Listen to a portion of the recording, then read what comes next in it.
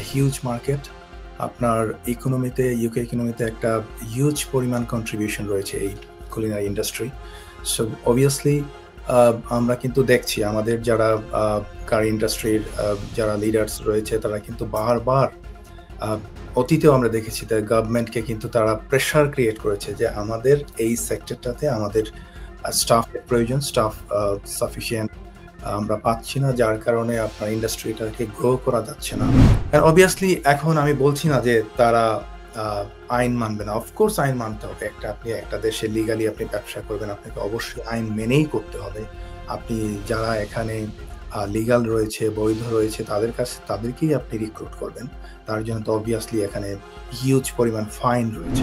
Cottage occupation লিস্টে থাকলে যে সুবিধাটা হয়, ভিসা পাওয়ার ক্ষেত্রে একটা সুবিধা হয়, এবং এই ক্যাটাগরিতে যারা আছে তাদের স্যালারিটা একটু কম হলেও আপনার চলে। সো সাধারণ যে স্যালারি লিস্ট রয়েছে সেখান থেকে কিন্তু শর্টেজ অকুপেশন লিস্টে দেখা যাচ্ছে যে একটু স্যালারির থ্রেশহোল্ডটা একটু কম।